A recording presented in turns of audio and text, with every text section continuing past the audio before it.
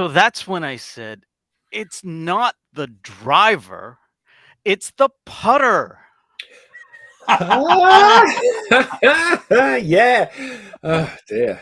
What a Yeah, great very joke, good. Rob. Oh, good morning and welcome to another edition of the Digital Download. I'm Rob Durant, founder of Flywheel Results, and I'm honored to be the guest host this week.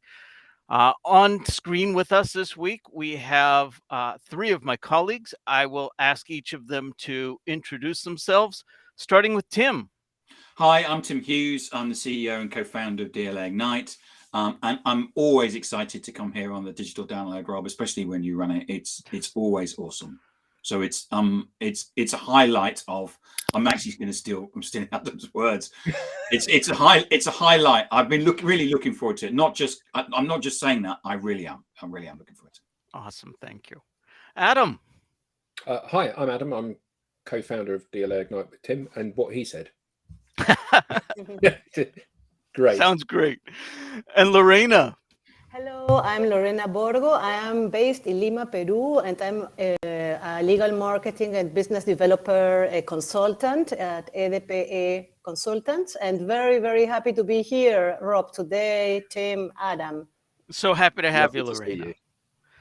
So this week's topic came to me when I was discussing my new job. One of my career bucket list goals was to teach at a university.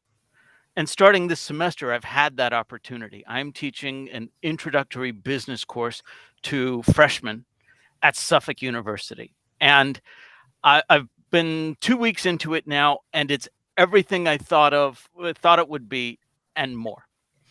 The discussion came around to, well, what are you teaching? Yes, thank you, Adam. What are you teaching? Well, right now, I'm teaching an introductory business course. But what I'd really like to do eventually is to develop a sales curriculum. Turns out, I used to joke that they don't teach sales in college. That's actually not correct. There are more and more universities offering sales degrees these days. So not only would it be a course in sales, it would be a full 4-year curriculum around sales. But that led us to a question. Does somebody need a 4-year degree to be effective in sales? So that's what we want to kick around this week. Now, we know you. We know our audience. Our audience has been around the block. Our audience has been through it. And maybe you have a degree and maybe you don't. And there's plenty of anecdotal evidence that speaks to both sides of that. And there's very little research that speaks to it. So, what we're really going to have to rely on this week are the anecdotes and the wisdom of the crowd. So, we are reaching out to the audience to ask you to participate extensively. You're generally great about that anyway. So, we're looking forward to hearing from you. We want to make sure that you are contributing to this conversation as much as we all are. But as I said, we're looking to the wisdom of the crowd here. I did find an article, ironically, later that day, or rather a LinkedIn post that speaks to exactly that. And if you don't mind, I'd like to share that. Let's see. How do I go about? Let's see. Yeah, he is, isn't he? There we go. So this post is from an SVP of marketing, Kyle Coleman. And he speaks about, is a college degree required for SDRs? SDRs, of course, being the sales development representative or business development representative, typically the entry level role for people breaking into tech sales. Now, I do is work with these tech companies as an outside recruiter, helping to find and place SDRs and sales executives and even sales leaders. So I have a interest in this as well. What was interesting to me was the position Kyle took. His VP was a firm yes. Kyle was a firm no. And Kyle goes on to explain exactly why, based on the experience he's had with other far training and developing people. He has found that hiring, how did he put it? Let me scroll down and get it exactly. Hiring for aptitude, not pedigree. You'll notice this particular post, one of them. Now, again, to the anecdotal evidence that we've been thinking about versus the act of data and so is probably a bit of a bias regarding as well. Very few people will want to contradict somebody's post, whereas many will support and even ensure their anecdotes that are a lot. But we roll it out to the group here and to the audience. In your experience, have you found that a degree in, for that matter, anything, sales especially, is required to break?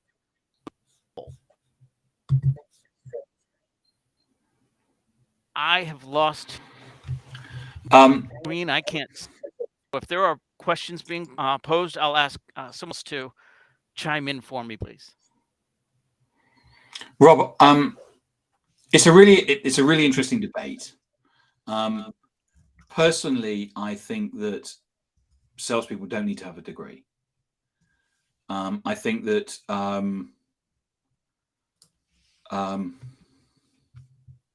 I think you don't need to have a degree. I think that, but you need to have some. You need to have training. I've last week I told a story about the fact that when I was in a corporate role, there was 66 salespeople in my area in this corporate company. 7 of them always made their number and always did 200%. And when we did some research to find out what made those people different, what we found was that those 7 people always did training.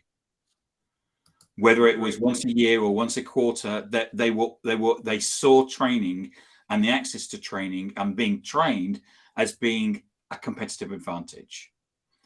And sitting down preparing for this, when I first started in selling, I was very lucky. I had some sales leaders who could negotiate, but after I did a negotiation course, it changed my life. I rarely pay full price for stuff. Or if I do, it's just because I can't be bothered to negotiate.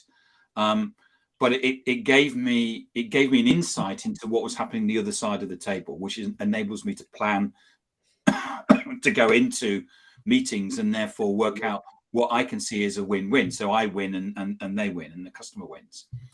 So there's certain things and certain skills I think that you need to have. Whether that should be a degree or not, I don't know. Or whether, I know a lot of people who've done degrees, say in biology or psychology or something like that, and then have come into sales. So, but whether you need, I know successful people who don't have degrees and don't have degrees in sales. So that's kind of my view. I think what we do is a perfect metaphor for this, because we train people and give them the knowledge to use social as a platform to exploit their skills and promote themselves and do what they need to do in business. But knowing what to do and doing it are 2 different things. And I think that this is the issue particularly with something like sales, which is a vocation. you've got, you can have the knowledge, but if you don't implement the knowledge and exhibit the behavior, you are going to fail. And I think that one of the challenges that we have, interesting that you flagged it in that post, or the guy that wrote the post flagged it, is that the expectation is that if we're going to hire someone, we're going to hire somebody that's got a degree. And I think that increasingly now that has become table stakes for people in order to get on the career ladder. And I think that's a really dangerous place to be, because often people assume that having a degree equals competence at something. And whilst, one of my pet hates is when people say, where were you educated? The School of Hard Knocks. It's very funny, but actually there's a lot of truth in that. What I want is, when I'm looking for people, I'm looking for people that have got experience of dealing with difficult situations. And I remember some years ago, I ran a design agency, and we hired somebody, a designer, and he was an incredibly talented young designer, fresh out of university, got a first in his degree, a magnificent portfolio. And he came and started on his first day, which happened to be a Monday. I guess they often are. So we sat down and we had a team meeting, and we said, these are the projects, and you need to go away and come up with some initial concepts for this, and we'll reconvene at 12 to go through those concepts and decide what's working and what isn't. And then everybody kind of went to their desks, and he sat there and he came up to me and he said, what, 12 today? Because what he had this skill, but it had been in an academic environment, which is, you've got a term to complete this project. And the most valuable thing that I've found in designers, which I worked a lot with designers in that period, was the ability to A, turn something around quickly, and B, to never run out of ideas. So, you present something that you're proud of and the client says that's rubbish, and you present something you're proud of and the client says that's rubbish, and you present something, and you keep coming back with more and more and more ideas, and you're a bottomless pit. And it's the same with sales. Salespeople, the most important skill that a salesperson has, or should have, is the ability to get back up again when they're knocked down and try again and keep trying. And I think that that's one of the things that in the kind of the academic environment, you tend often not to see. It's funny you say that, because day one of the course that I was teaching, I walked into the room, and I do this with every class. I've taught high school geometry and middle schoolers, and now college freshmen. And one of the first statements I make to them is, I want you to fail. Well, now I've got their attention. I even have a LinkedIn article that goes by that same title. And what I share with them is, this is where you try stuff. This is where you experiment. This is where you fail. And I've used this analogy on this platform before as well. It's much like weightlifting, where you tear the muscles apart so that they can come back together even stronger. And that's what much of academia does not do. Much of academia is centered around, let's get the grade. How do we get the A? And it's the grade for the grade's sake. Me, it's the learning for the learning's sake. I have all these papers to grade now and homework to assess, and I couldn't care less about that. I have to do it, and I will, but did you learn? If so, let's not worry about the letter I put on that paper. But that it's just interesting that when you were saying that's the idea that sparked with me. I think I joined this digital download session because I'm very interested in all related to sales. I work with a professional services provider, and they haven't taken any courses on sale at university, whether at university or maybe a training. I would like to highlight what Adam said. One thing is the academic, and the other thing is the practice.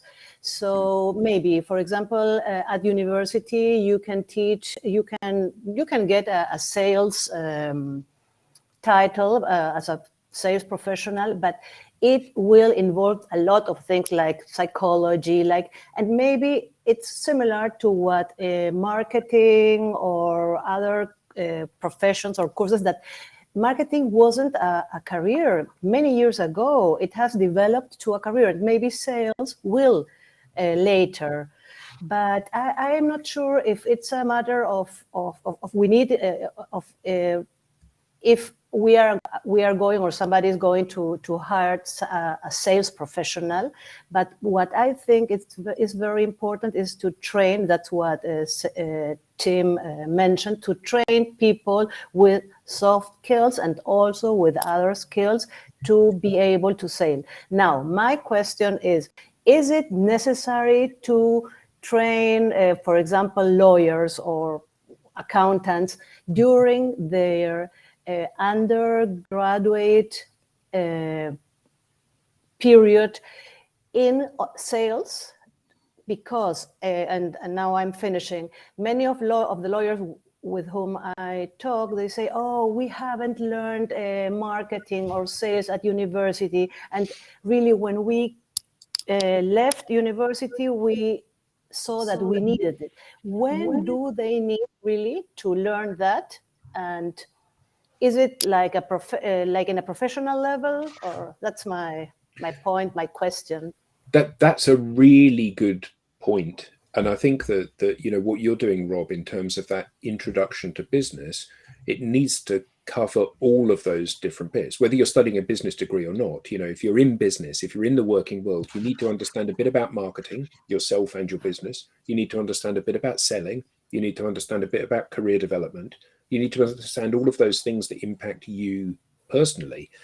But I think that a lot of the challenge, particularly with people whose minds are wired in the professional services world, so lawyers, accountants, even doctors as well, where the desire for the acquisition of knowledge is an end in its own right, rather than using that knowledge and implementing that knowledge in a practical kind of way.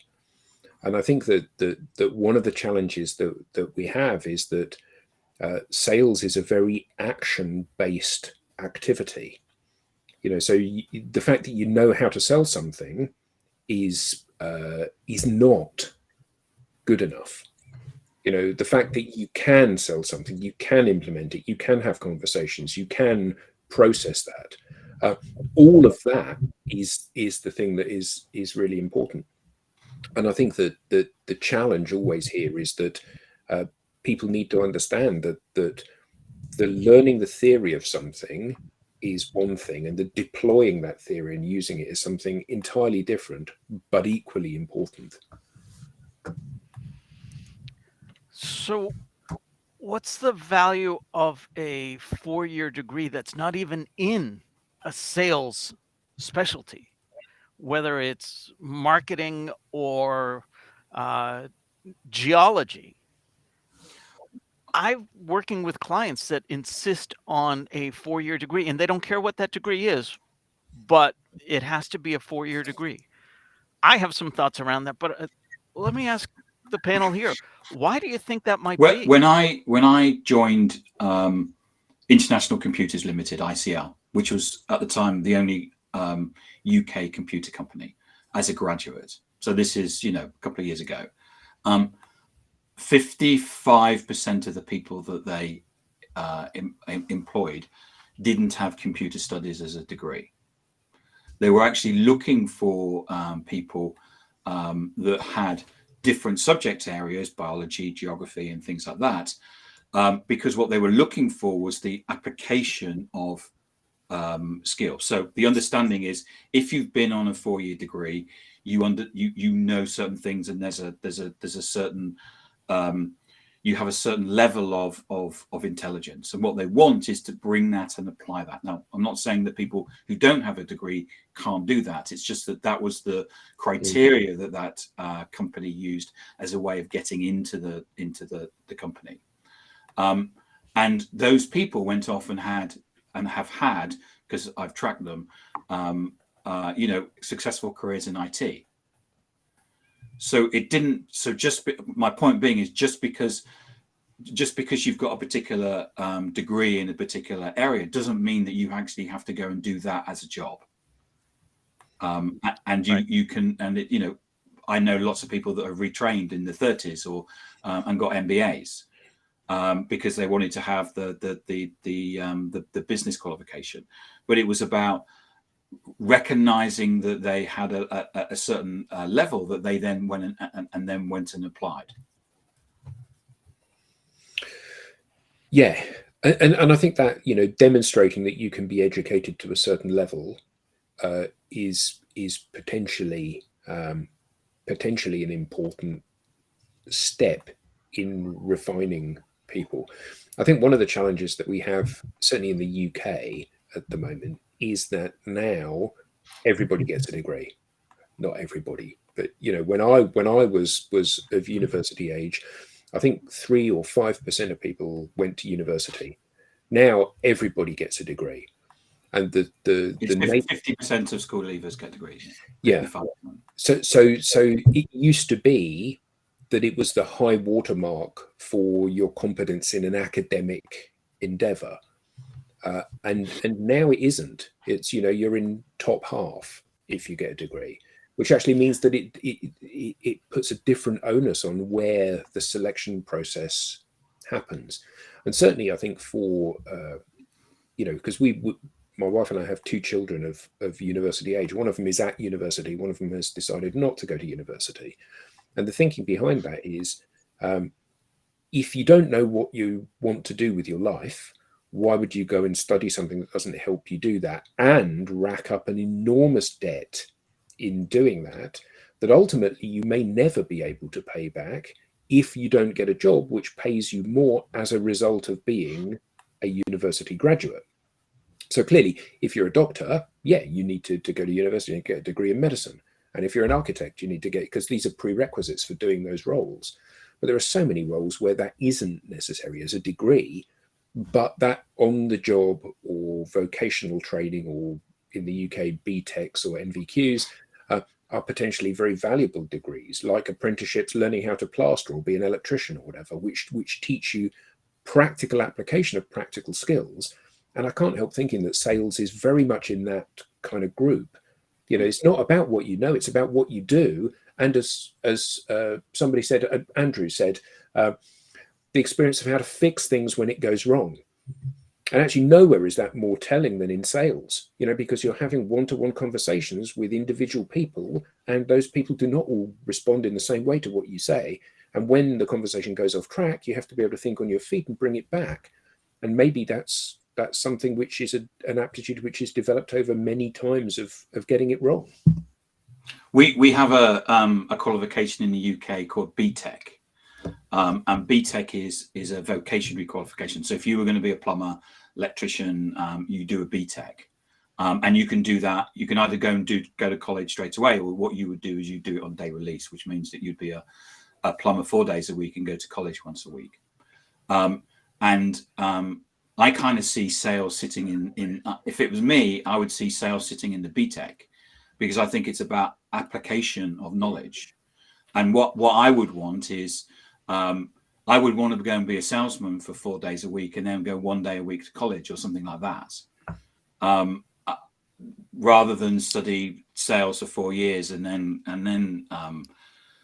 So I've been involved in 2 sales university courses. One at Rutgers, which is an online course on social selling, and another one is with the I've got with the Spanish organization who do the MBA online. By far, I get a lot of traffic from people that are doing the MBA online. There's now a sales module as part of that. I'm in that. I'm not the only person, but Chris Voss, the guy who wrote the Let's Split the Difference books, in there as well. That gets me an awful lot of traffic in terms of people saying, I've done this course, it's really good. They don't say they've done this course and it's really bad, but they've done this course, it's really good, and I'd like to connect with you. So there are different types of ways of of providing vocationary training for salespeople, not just about going away and doing a degree. I think the other thing, sorry, go on, Lorena. No, may I say something, Rob? When I listen to you and then listen to Tim and Adam, I can recognize there is a difference between the European view of studies and the American one. And you are American, and Tim and Adam are in Europe. So Europe has developed, like what they say, university degrees and this institute degrees. It's like, I know very well the Germans, and Germans do the same. They have university degrees and the not professional studies. But in the United States, I have the feeling, and please correct me if I'm wrong, you put all at the university. So you don't have, I think, that middle level of preparation for plumbers, electricities, hair dressers, or whatever. And I think it's important to it's a reason, for example, why marketing is today a career. It wasn't before. I don't know if in Europe it's a career. It's a career, but it has developed later than in the United States. So I think it's a different approach, and that sales can be taught at university, maybe a course, and how, or what we are doing at DLA Ignite, not to prepare people to do sales. But I'm not sure if it should be a professional degree neither. So I remember about 10 years ago now, when my hometown, we're a suburb just outside of Boston, we were looking for a new superintendent of schools for our district. We have, I think, about 6 elementary schools, a middle school, and a high school. And the candidate that really impressed me said, right now, Melrose, my hometown, has about 95% of the high school graduates going on to college. And her words, I think that should be closer to 80%. I was in complete agreement. We are sending too many kids to college, and the ROI on college degrees is diminishing because the costs of college are significantly outpacing wages and even inflation and any return they could hope for. But I think this all stems from, and I hope somebody out in this audience can help me with this, because I've done some research and I still can't find it. I know that it's tracked on a US government report, but I want to know where this originated. Somewhere it was first said, those that graduate with a college degree in their lifetime will earn $1 million more than those that don't. I hate that fact because A, I can't see the resources, the research that went in to back that up. And B, to me, that lumps in everybody who sits on the couch and doesn't want a job with all of the professionals who have gone on to vocations and run their own business. And I think it's just inherently wrong. But it's because of that fact, if you will, and the repetition of that fact, and what parent would want to put their child at a disadvantage, that everyone sends their kids to college. You have to go to school. But I do think, though, that there's a bigger question here, isn't there? Which is, in the US or the UK, you might do a 3 or 4 year degree course for something, and that's a long time. It's a long time. So there was a report that said something like, by the time you get to your last year in university, 50% of what you learn in your first year isn't relevant anymore. Now, I'm sure that isn't the case with some things. It will be the case with science, and it will be the case with marketing, and it will be the case with many things, but it will be some things where that isn't true. But generically, I think we can safely say that education is about collecting best practice from things and then putting that into a hopper and teaching people what is best practice. We have often said that the problem with best practice is that if you follow best practice, you're simply copying what somebody else has done. And that isn't where the win is. And I think that whilst clearly being educated to a university level does have some advantages, it does open some doors if it's the right university and you've got the right degree and you've got the right grade from that university. But I think that if we look at people that we would consider to be massive innovators, massively wealthy individuals, huge success stories that have gone on to innovate and do remarkable things in the last 20, 30 years, there's Steve Jobs, there's Bill Gates, there's Elon Musk, there's Mark Zuckerberg, these people that have fundamentally changed the world. The one thing that they all have in common is they all dropped out of university because they said, this is a waste of time. Now, I'm not saying that it is a waste of time, but what I am saying is that, and perhaps it is that university, that waste of time environment that they used as a springboard to go off and do their own thing, to give them the confidence to do their own thing. But what Mark Zuckerberg knew was that he was going to achieve more by parking his law degree and going to do whatever it was. What did he do? No, it's his roommate that did law, wasn't it? But and Steve Jobs, dropped out of even though his birth parents were so desperate for him to go to university and said that's a prerequisite of us letting him go up for adoption, and his parents scrimped and saved to put him into university. He did one semester and then he dropped out in order that he could drop in and go and learn loads of different things at other courses at the university. And then after a year, he quit to go and do Apple.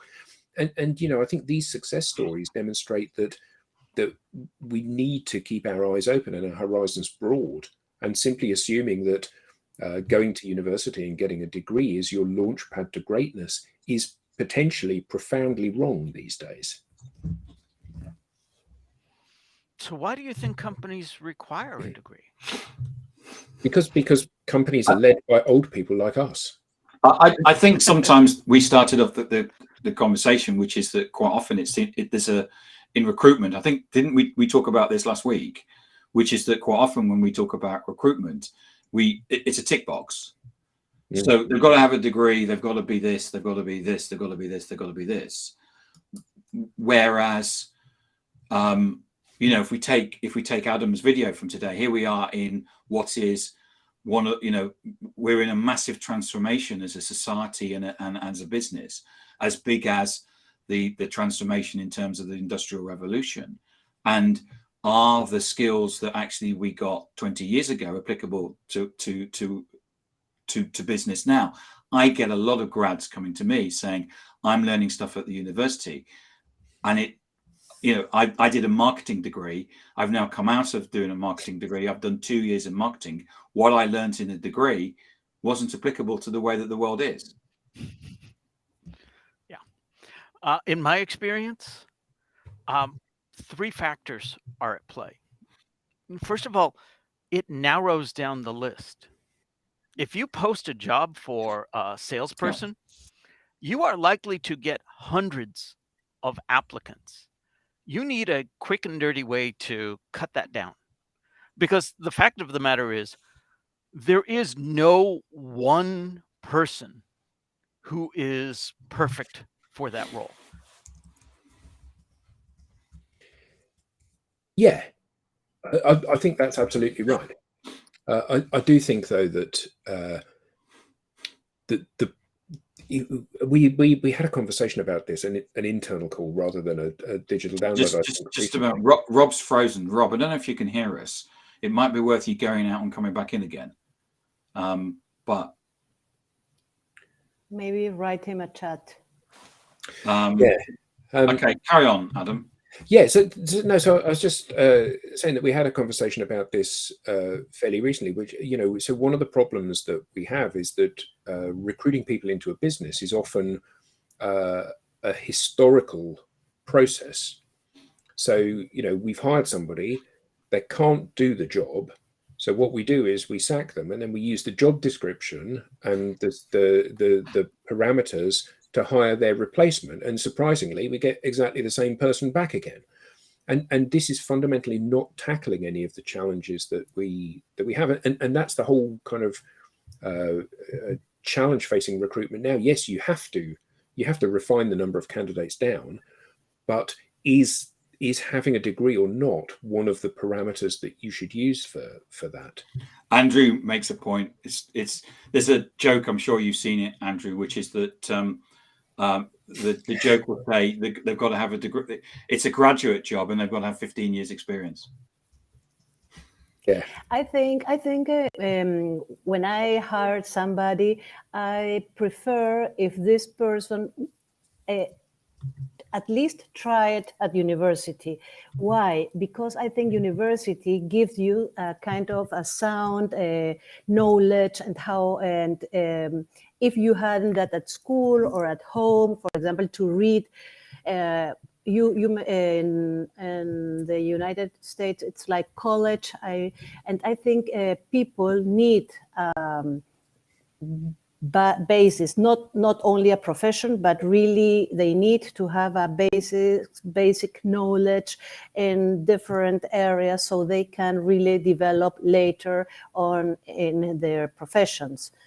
So that's my doubt sometimes. And secondly, going back to what you said and mentioned about like the best universities and not the, we are changing our minds sometimes, because we know that the people that came from best universities have originated world crisis. So it's not a guarantee to hire somebody from, I don't know, an Ivy League or Oxford or whatever, because we know that people have sometimes led to wars. Let us say, exaggerate a little bit, but it gives you like a guarantee, like a certification that people were well prepared. But it's also, and it's developed to a prejudice. And I've learned, for example, and I've hired, for example, right now, a person from a university here in Peru that it's not the top, but she's very, very good at what, and very smart, and she does very well. So, I mean, we don't have to be prejudiced about to have a profession or to come from a certain university. Having said that, though, if you've come from an Ivy League university or you've come from Oxford or Cambridge, their selection process for who goes to university is one of the most stringent selection processes anywhere on the planet. So if you want somebody that is in that top stripe of academic intellectual brilliance, then absolutely those people have been vetted to the point where you can guarantee that they're going to be really clever individuals. The question is, though, do you need to be clever to do this particular job? Whatever this job is. In marketing, maybe not. Maybe you don't need to be clever. Maybe you need to be creative or innovative. In sales, do you need to be clever? You need to have a very high EQ, emotional intelligence. But do you need to have a very high IQ? Possibly not, because it's about forming bonds and winning trust.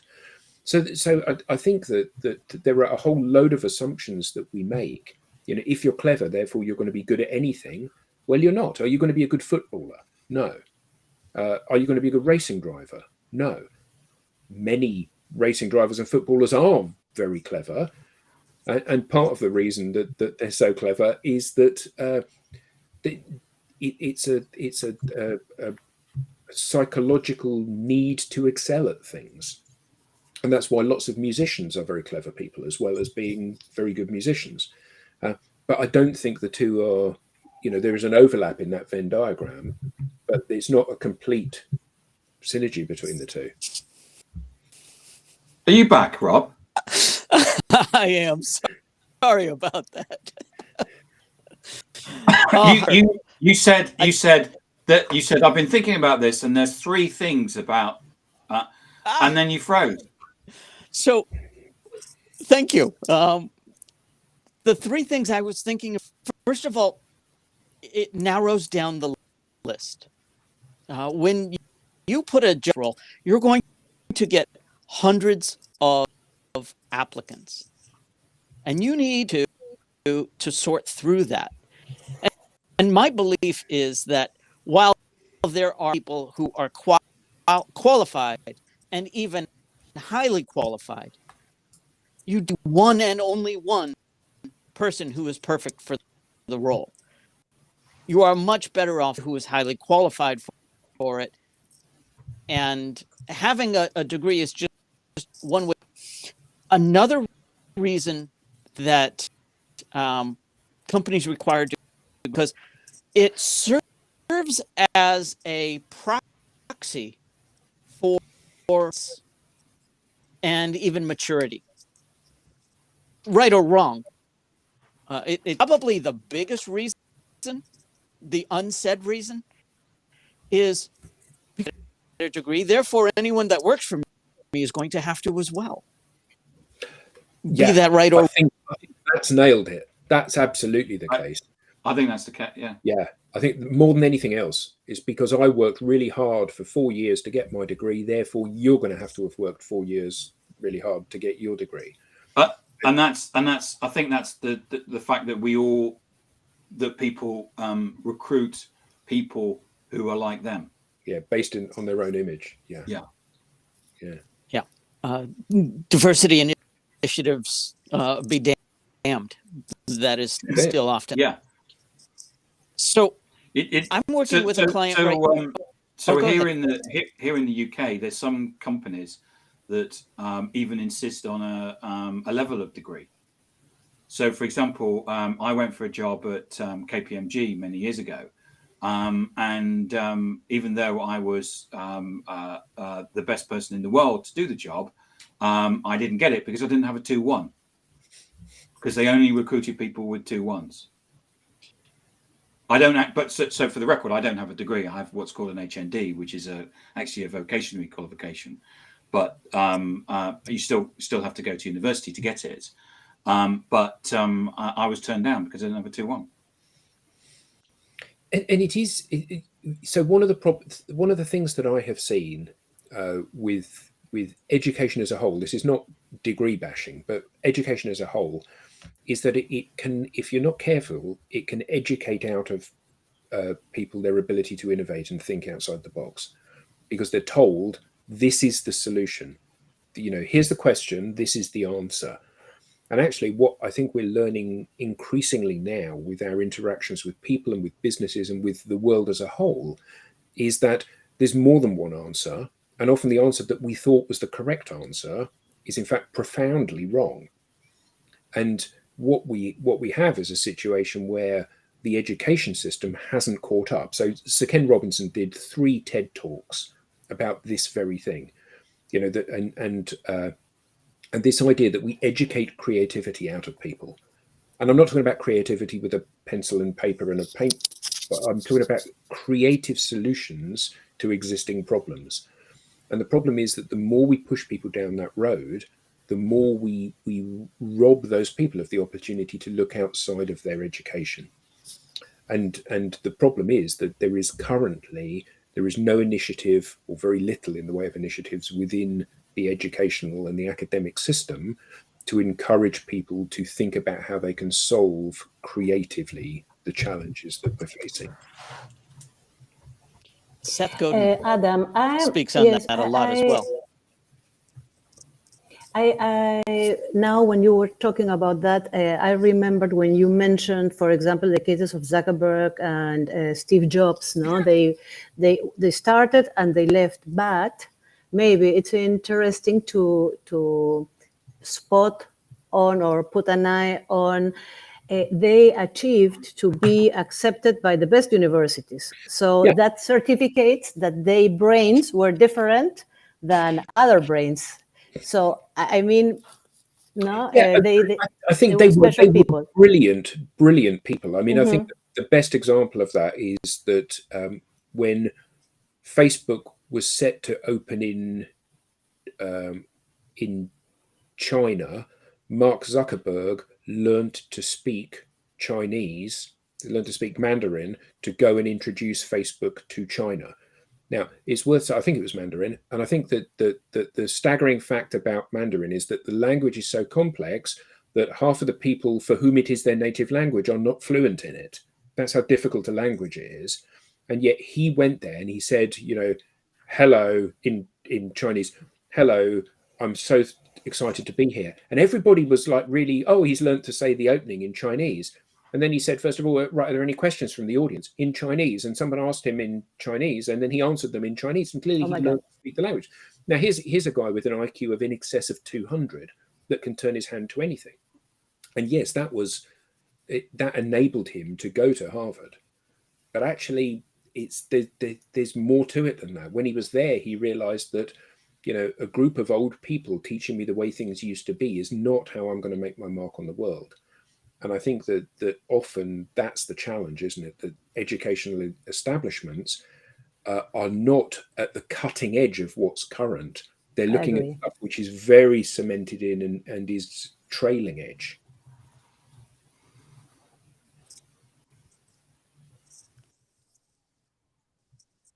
Do we have other articles bring to the conversation? You had a brilliant one that you found, Tim, didn't you, that you shared with us? Which one was that? The cost of a degree? Yeah, and there was a poll on that, wasn't there, that people were invited for, which I filled out, and the poll was, and there were like 7,500 votes on this poll. It said, is a university degree still worth the money? Yes, no, other. So other was 5%. Yes was 35%. No was 59%, which is a staggering admission, isn't it? That 2/3 of people, still 59%, 2/3 of people thought that actually a university degree wasn't. Now, whether or not that informs recruitment policies and selection policies will remain to be seen. Yeah, just so people know, this is one of the LinkedIn news items. So there's a whole bunch of articles that they've brought together from different people based around that subject. Ironic that it came up this week. Yeah, there was a new an article in the Times. They do a good university guide. Well, it's actually the Sunday Times, so the Times newspaper, and it's got some facts here about the forecast of the UK government. That will be that it will have to write. It was that the US government write off 40% of the current student debt, with many graduates not earning in the working lifetime to fully pay back their loans. In fact, graduates now need to earn £65,000. So what's that? That's $80,000 to even reduce the debt in the current repayment interest rate of 7.3%, which is about 3% over the current base rate. Yeah, this does also highlight the fact that education is a business. Obviously, when you and I were at school, Tim, education wasn't a business. It was a service that was provided to the citizens of the country. And now there are parameters around this, but I know somebody that was a lecturer at university, and so I won't point you in the direction of who it is, but some of the shocking things that he came back saying about that was he had some problem students and he wanted to throw them off the course, and he was told you can't, and you can't because they're paying and we need the money. And then it got to the point where he wanted to fail people, and he was told, well, you can't fail people because one of the key parameters for success of people selecting which university they're going to go to is what's the pass rate. So if you go to a top university, you go to Oxford or Cambridge or Bristol or wherever, then half the people fail. Well, 20% of the people fail because they haven't reached the standard that the university considers to be acceptable. As you go further down the league tables, more and more people need to pass, because what you want is you want to align good teaching with the ability to get a degree. So he wasn't allowed to fail anybody as a result of that, which is a terrible admission, isn't it? Because part of this is about selecting, here's a framework, you have to achieve this in order to get this stamp of approval. So as we've only got 10 minutes left, Lorena, this is your article. Yes, actually, it's not an article. I came across with this guy, and he's a lawyer, and he, on his headline, you can see that he's a sales agent for lawyers. And I went through his profile, and it was very interesting because, as mentioned, he studied law, but when he writes or his excerpt about him, he says, "No, here's where I could tell you about the brilliant experience I have gained over the last year, and there is lots. I have helped several law firms. No, in addition, secure millions in additional revenue during my career. Instead, I will just say that my career's purpose is to help others achieve their goals." And I like this profile, and I'm starting to follow him. I asked him to connect, and he accepted. So I'm very happy I can follow him. Maybe I can talk to him because he's a lawyer that has been involved in the sales area of selling professional services in law firms.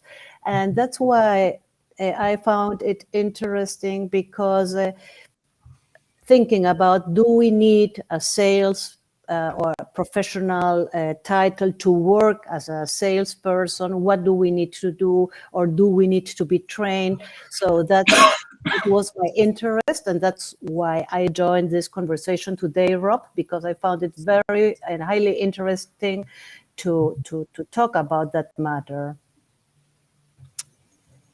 So let me ask the group this. We have, in minutes, I would say, come to the conclusion that it's necessary to start a career in sales, and really has been implied. But what about from an individual contributor to a lead? Is a degree necessary in that aspect? Could you say that again? Because you were breaking up really badly there. We've talked about the degree not necessarily break into sales, but what about progressing and moving from an individual contributor to a sales leader? Value to having a degree at that point?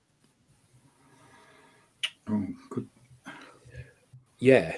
I don't know. I think if you circle back to Tim's earlier comment, which was a degree in sales, a degree is irrelevant, but training is crucial. And I think that's part of the thing, isn't it?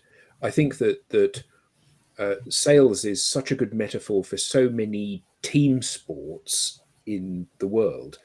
And actually, you can be a theoretical leader, but generally speaking, the best performing coaches and captains of teams are people that have been through it and done it themselves.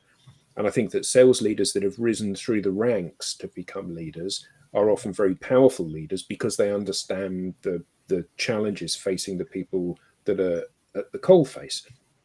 But I do think that one of the kind of the oddities of business is that, Tim, you're a brilliant salesman, therefore we'll promote you to a role where you're not a salesman anymore and you're a manager. And actually, he may be a brilliant manager, but you can't make that assumption. And I think that until we think about, and Andrew's comment, is this trickling down to secondary high school education? No, it isn't. And I think that the challenge here is that we are not asking people to create their own vision for where they're going.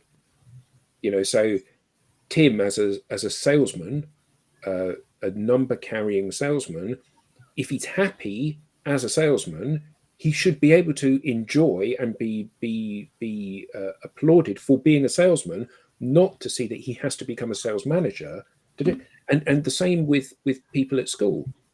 you need to set up an expectation in people where whatever your passion is, or whatever you have an interest in, or whatever you have an aptitude for, is the thing that you should be developing and you should be focusing on. Because somebody has to be a footballer, somebody has to be a doctor, somebody has to be a salesperson, somebody has to be an accountant. The world needs all of those things, but what it doesn't need is to be told that if you're a lawyer, you're worth more than if you're an accountant, or if you're an accountant, a salesman.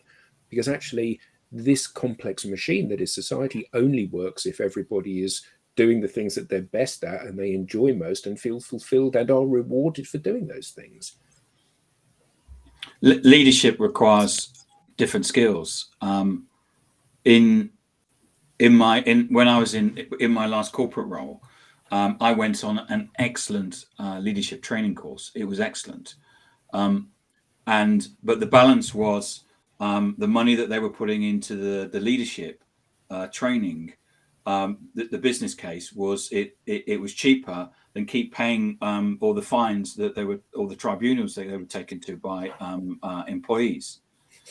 Because of the fact that the leaders that they were promoting didn't understand certain things about leadership, which is they didn't understand the employment law, or they didn't understand about diversity or whatever. They might have been a great salesperson, but they actually didn't understand the world of business and the impact that can make. And saying certain things or sending certain emails can end up costing you a lot of money in a tribunal.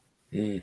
And that's one of the things that this organization had to deal with, which is why they put all of their leadership through this particular leadership course.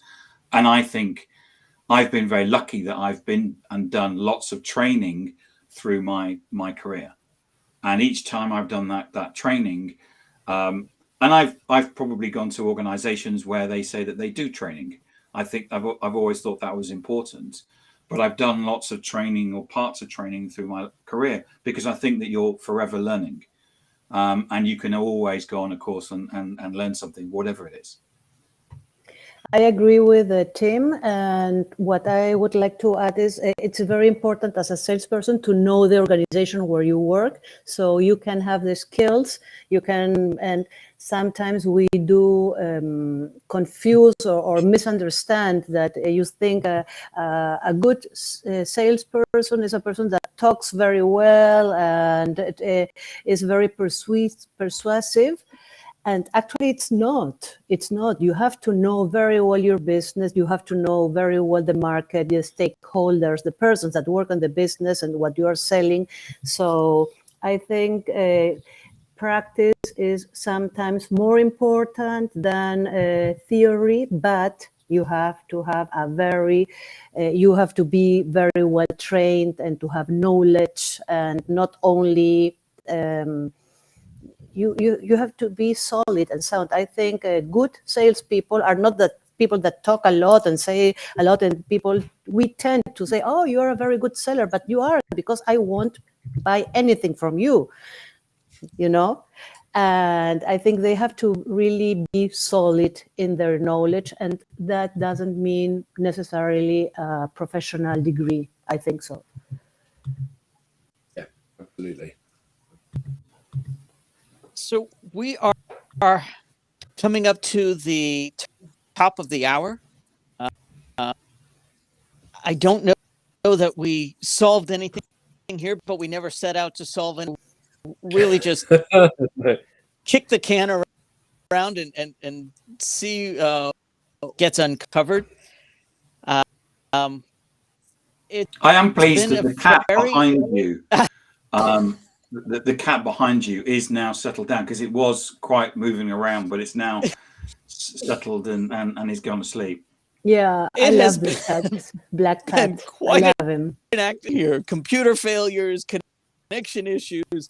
Yeah, everything I've got a lot going on. TJ, I do want to thank everyone in the audience for contributing to everyone on the panel for coming to this discussion well-versed and really covering for me with all of the here. I want to apologize to the audience for all of that, but I think all in all, we were able some great discussion points and another successful digital downloads. Thank you, everyone, for being a part of it. Thank you, Rob. Thank you very much. Really Thank you appreciate it. very much. Have a nice weekend. We'll see you all next Bye-bye. week. Bye, Bye. everybody. See you.